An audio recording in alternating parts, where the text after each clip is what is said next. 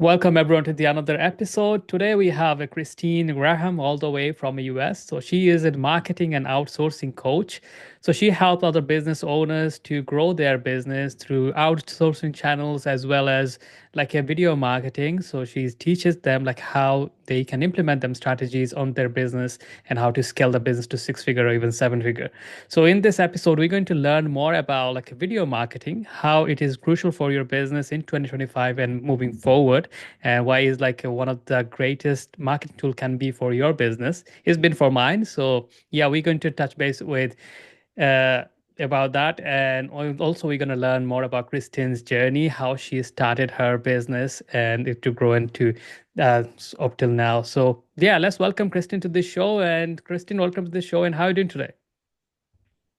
Thank you so much for having me. I love your interviewing style, so I'm looking forward to this conversation. I'm excited. I'm excited to talk about the topic. I think like none of my guests we didn't talk about video marketing as of we speak. A lot of times I get invitation to go to their show and talking about because I'm from background like yourself. And it's near dear to me, but I didn't have the time to talk about that topic. And every time I interviewed guests from different background, mostly we talking about strategies in different area of the business, not specifically about video marketing.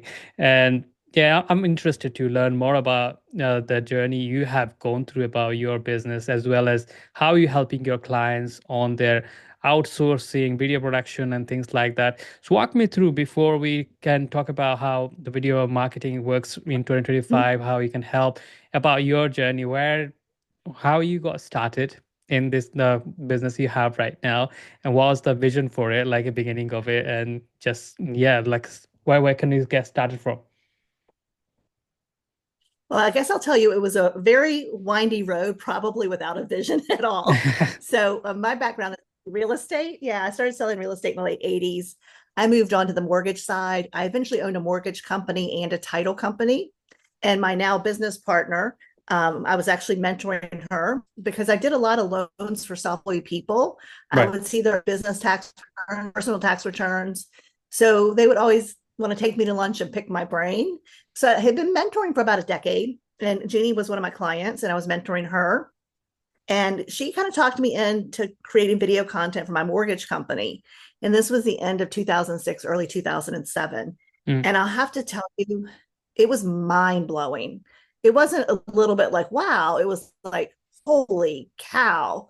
Because what I realized, you create video content, the people who come in who've watched those videos, they feel like they know you. They're already Yeah. attached to you. It's a very interesting dynamic. I don't know if you've ever, you've been walking down the street and someone runs into you and they're like, oh, hey, how are you? And you're thinking, oh my gosh, what's this person's name? How do I know them? And you're trying to place where you met them. And that's really the power of video. Yeah. People feel like they know, like, and trust you so much. They feel like they're already in that, relationship with you, so to speak. So that kind of blew my mind. So, of course, 2008 hit. And I like to say we were surviving. We were not thriving, but we did Mm. survive 2008 in business. But yeah, my mom was terminally ill with cancer. And so at the end of 2013, I decided to shut down my mortgage company and my title company. And at that point, already started picking up a few paid clients for business coaching Right. and kind of just evolved up picking up more clients. Then what happened, Jeannie and I started talking because she owned a marketing agency, and I'd actually helped her outsource a lot of her work. So she had virtual assistants in the Philippines, and I think we've outsourced to 5 or 6 different countries. So she had a virtual team who was building websites and creating. This is back when Facebook first had fan pages. I'm really Right. dating us. Yeah. So people want to set up their own fan page. It's hard to imagine now, but so she was doing all of different digital marketing for small local businesses and doing that with a virtual team. And through that process of helping her hire and build that team, we like to say we just learned a lot of things the hard way. Mm. But what happened was you have these amazing talent all around the world who are looking and needing work. And for a small business owner who can't afford, to hire Yeah. maybe someone states in the UK, this is a way for them to get support and help in the business that they need. So fast forward a couple years, and she and I decided to partner because marketing started to change. It gets Yeah. harder for an agency to do your marketing. I think in this day and age, especially now with I think it's even more important for us to show up in video content. I always like to say, if you and I meet in person, I talk with my hands, Yeah. in person, just like you hear on the video, like what you see is what you get, right? Yeah. And so I think that people are looking for that authentic connection, and they can get that through video. So Jeannie and I ended up pairing up with her special marketing and mine really in business and management. So we actually help our clients come up with a video marketing strategy. Mm. And then we actually pair them with a virtual assistant that we've already trained and put through a paid internship, who takes care of all the stuff on the back end for them. So Right. that's for the windy journey. And it was never like a big vision. Every step just kind of happened. Yeah. And so it's been really amazing, because some things I didn't expect was I didn't expect to hear the clients like, well, now that I have a virtual assistant, I feel like a real business owner. Yeah. Or I had no idea how much I was beating myself up because I couldn't do it all. Now I have this person working 20 hours a week for me, and it's amazing to see all these things that are getting done. My marketing's getting done. And then, just I think you just see their confidence go up. I think a lot of people realize being a business owner is isolating. Right. So when they bring on that virtual assistant onto their team, I think that really shifts their confidence, and it gives them someone to bounce ideas off of, and the camaraderie that a lot of small businesses are missing. So there's so many wins and like lots of different directions that I was not expecting when we went down this path. Yeah, very interesting journey, isn't it? It's quite a long time, like from 2008 to right now is, I think 17 years, I think, or yeah. Yeah. So something like that. It's just time flies, and obviously you've seen like a lot of things change. Instagram wasn't there in 2008, 9. TikTok wasn't there. YouTube just like to get the momentum coming in. I think 2004, I think they launched. So yeah, it's a crazy moment, and just last couple of years, the AI and automation, it just made it so much easier for people. Anyone can just doing create a long form content and make a small form content and publish it different places with the click of a button. And before, like, you have to hire like a Mm-hmm. video editor and things like that, and you have to cost you $2,000 a month just doing that. Right. So why is it so important for like a video marketing in 2025 when in with your experience and knowledge? Sure. So we work with really two specific markets. We work with a lot of real estate agents because, of course, that's my Yeah. background is real estate. And people often don't realize that Google owns YouTube, and both Google and YouTube are search engines. Yeah. So if you have a local business, like a local real estate agent, it gives you the opportunity to create content people are actually going to find, right? So I think there's a stat from the National Association of Realtor that says 80% of buyers will actually search online to learn information about a neighborhood before they buy in that neighborhood. Mm. So if you have the videos talking about those different neighborhoods and your content keeps coming up, most people know 2 or 3 real estate agents. But if you're the person that's educating them, providing value, start to build that know, like, and trust with you through video, a chance they're going to reach out and work with you. And that's really powerful. We had a client I just saw on Tuesday night, and they sent out their very first YouTube video to their email list. And they Right. have a fairly good sized email list. And it was amazing because she said, I had a person reach out to me that is like literally an acquaintance, someone I met 4 years ago. I haven't seen them. I haven't talked to them since then. They've been on our list. But Reed said, your video is fantastic. Do you help with land? Says, I want to buy some land. That was the first video that went out. So when you talked about repurposing, like pulling small clips for all the different social media platforms, Yeah. that is really important. Also realizing that most real estate agents send out the same thing over and over again, like the stats and things. When you start sending out videos in your emails, you'll start to see your open rate go up exponentially. Yeah. And then the other group we work with are coaches and consultants. And I think when you're in a space where you are serving people by them with a specific problem and a transformation, I think it's important that they can see ahead of time that you are the authority in that space. And I think by bringing valuable content online, video marketing, whether you do a talking head style YouTube channel or whether you host a podcast like this and then strip the audio and put that on all the audio platforms, I think it's going to become important now than ever. Yeah. There's we can win in the world. Like, in the UK, I'm in Florida, but we can easily work together. But we're not going to meet at a local networking event, Mm, but we can meet online. So yeah. when you start putting your content out there and someone's searching, they've got a problem and that you can solve that problem, and your content keeps coming up and you're the person that's educating them on solutions and helping them, just giving value, they want to work with you. They want to give you money. They, they know that you can help them. They already like and trust you. So now that step working with you is so easy. I would say when Yeah. we have people reach out to us from our video content, they're already sold on us, right? Yeah. So it's as long as that's a solution that can solve that problem, there's like a 95% chance they're going to work with us. Yeah, totally. And I seen like a significant growth on my business. So we was like mainly focusing on the creation of the podcast on Apple and Spotify, which is great. But the problem is with Apple and Spotify right now, like you cannot uh is not there is no search engine for like that, or like any short clip you can see on Apple Podcasts where people can discover your content in there. Only top 200 podcasts you can basically find them. Remaining like millions of them podcasts, they just get buried under like a serial number.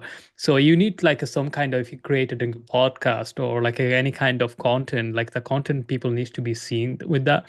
So last year, like I only had about 60 subscribers on my YouTube channel, and me and my team, like beginning of the year, we decided we're gonna put out content, like a 5 piece of content every single day, because I was doing a tons of like a podcast like this one, and we created a short form videos and we're posting out, and we had to follow like a different strategies in there. But long story short is that last 8 months, my subscribers from 50 to right now about 47,000 as of I'm talking to right now. So it just grown like a significantly. With my Instagram, I had only 3,000 subscribers right now, about 15,000 plus right now in the same with like a LinkedIn. I had about a couple of thousand right now, nearly 10,000 of them subscribers comes in. So combine everything and it increases my Spotify followers Mhm. and Apple Podcast photo followers. So with all of them channels, I'll say about 200,000 followers. It just came from like just creating a short form videos, and people just discovered through that. And some people got a Spotify account. They just watch the whole conversation on the Spotify. Some people have Apple Podcast, then Apple Podcast. So it worked like a significantly, and also like my email list grown like significant amount, 20,000 plus. So it just like it gives you like more and more different channels for your business, and I can see the value.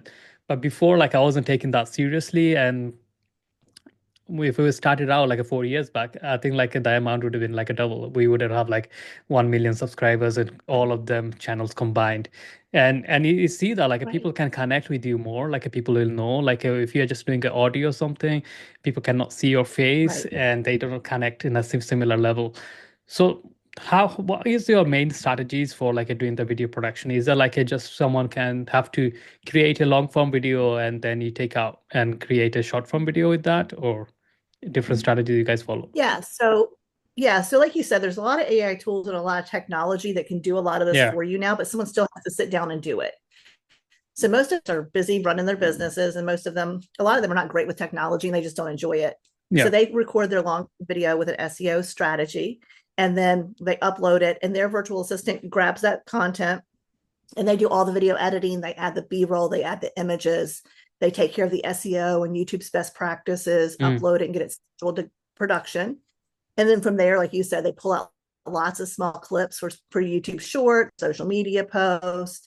They also set that video out to their email list. And Yeah. so again, a lot of clients, especially if they've been in business for a while and they have a good size email list, their quickest ROI on our program comes from their email list. But I don't know, Gary Vaynerchuk says this, I think it's so true.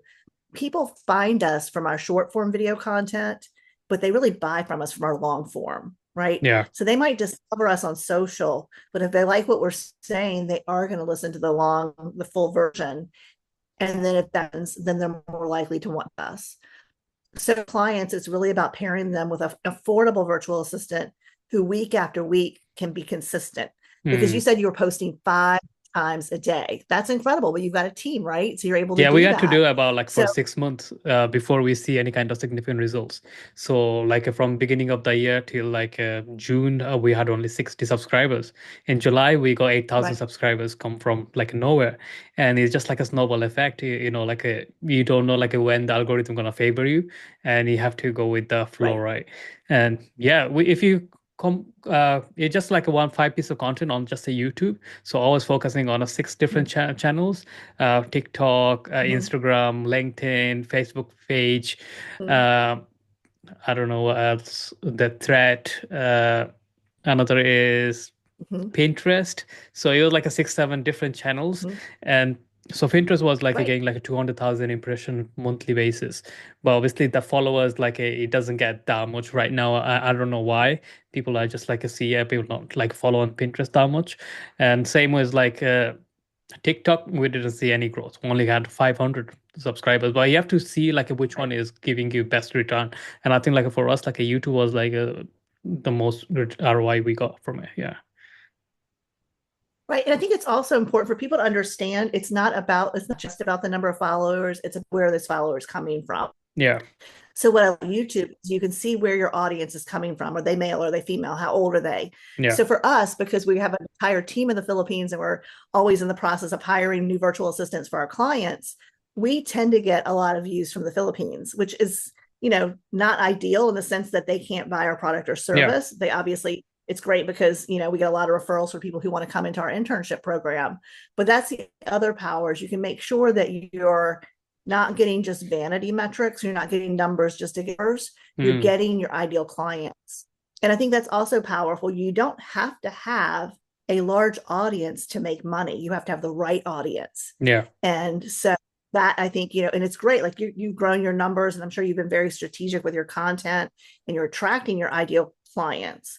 And I think that's important. That's one of the things we talk a lot with our clients about is the strategy to attract your ideal client. Not everybody is meant to be your client. Not everybody's meant to Yeah. be my client, right? We want to attract the people who need what we do, and it's a good fit for them and for us.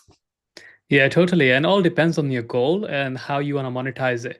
If your monetization process is just want to sell one-on-one coaching, then obviously you need like a small amount of people, probably 1,000, 2,000 subscribers will do for you. You just Right. need about probably 5, 10 book calls per week, and that will be like enough for you. But if you want to know, I don't want to do any of that. I want to sell membership program which is low ticket, I need a more volume, then you need a more volume of people. Or probably you want to do get ad revenue, sponsorship, things like that, or sell my own merch, then obviously you need hundreds of thousands, millions of followers to like get like a big amount of money coming in. It doesn't necessarily means who are they coming from, if the Philippines or India or like a US, it doesn't really matter. You just need more volume of people, more viewership, the more revenue you're going to get. So it depends on like Yeah, and how you're you selling. want to Yeah, sell, yeah, right?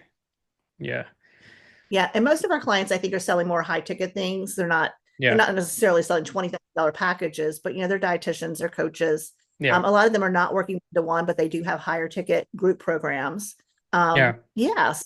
And I 100% agree. If you're selling things for $6 with a $17 up, bump, yeah, you can sell really anywhere in the world.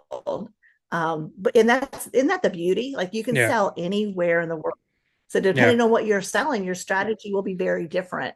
And that's one of the things that we love working with our clients on is figuring out that strategy. Mm. And what is the main challenges you are seeing, like people are having just creating the content, publishing it? Because we talk to like a lot of like coaches and consultants. This is my our niche as well. A lot of time people are finding it difficult because someone is a therapist. They don't have the time to putting out a lot of content. They sometimes there is an issue with like being on the camera and things like that. So how do people can overcome the problem they may like seem like they have? Like how often they need to create a video, do you think? Or like how they need to prepare it? Yeah, most of our clients are creating one video a week, and a lot of our clients are very busy. Depending on what area you're in. Up north, they'll start moving into the spring Yeah. market for real estate the next couple of months. So we do have strategies around creating bulk, several videos at a time before your Z time. So I have a lot of strategies around how can you, if you're super busy, could you take a half a day off on Friday and record 4 videos for the next month? So Mm. we do work with them on their strategy to just get it done, because sometimes that's the hardest part, is just getting it done. Yeah. And then I think with confidence on camera, I think a lot of people, what happens is when they realize that their video, their virtual assistant is doing all this video editing to make them good, and they're adding B-roll and they're adding images and makes them far more interesting. And then they're always on camera. I think once they see that, they start to realize that, you know, it's not me just staring at that little green light the whole time. They're making it visually interesting. And I think that takes a little bit of the scariness away. And we do a lot of coaching around, should you script your video, outline your video? Should you use a teleprompter? I mean, we work individually with those clients on the calls each week to figure out what's the best strategy for them. Mm. And then in testing, right? It's about testing. Try something, do it a couple of times. If video doesn't work, then try something else. So we're always tweaking them and helping them figure out what's their best process, because again, we're all different. So my process is very different than my business partner's process. Yeah. We both get the same result, but we do it differently. So time and confidence on camera are the two things that we, I feel like we spend a lot of time on that. The other thing that is probably a challenge for a lot of people, especially women, is having the confidence to manage a virtual assistant, right? Right. So it's that stepping into the leadership role. Most businesses are terrible at standard operating procedures. Yeah. So for us, we provide all of the standard operating procedures that their virtual assistant was already trained on. So now that virtual assistant can do those same tasks week after week after week, and the client can manage. I always say we lead people, we manage tasks. Yeah. They can manage those tasks through the standard operating procedures. And I think that's another place where we see a lot of people build their confidence.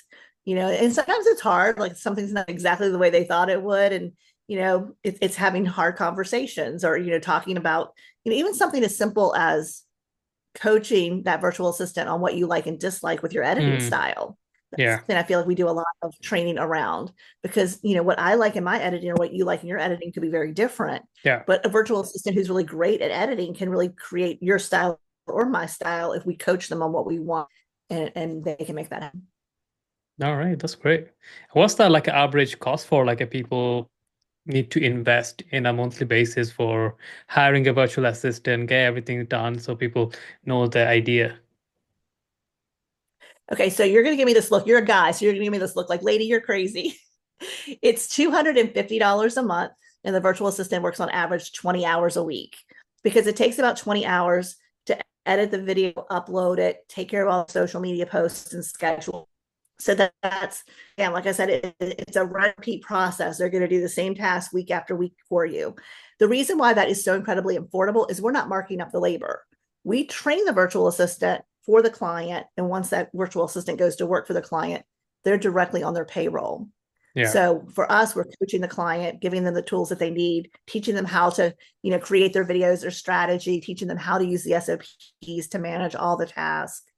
And then the virtual assistant, got clients going on 6 years with their VAs. So that's a win when you have a virtual assistant that's with you for a long time, because they know what you want, they know what you like, and it takes a lot less of your time to oversee things, because they're on your team, they get it, they know what the goals are.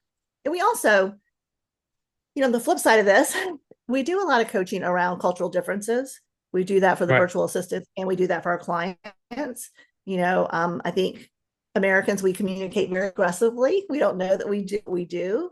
And just teaching these different concepts of how to communicate well with your virtual assistant, also encouraging the virtual assistant to bring their ideas to the table and share their thoughts, because they're very smart people. They can come up with amazing ideas, and that can take that business to the next level. Our clients pay their virtual assistants paid vacation. They give them their birthday off. Most of our clients close the last 2 weeks a year. So the virtual assistant gets those 2 weeks off plus their vacation. Yeah. So bring someone on and you treat them really well, then you can always be a month ahead on your content and not feel like you're always under the gun.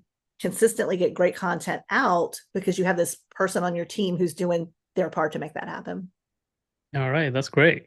And what's your vision for future? And everything is coming with the AI and automation. Do you think virtual assistant job will be disappear next couple of years or so?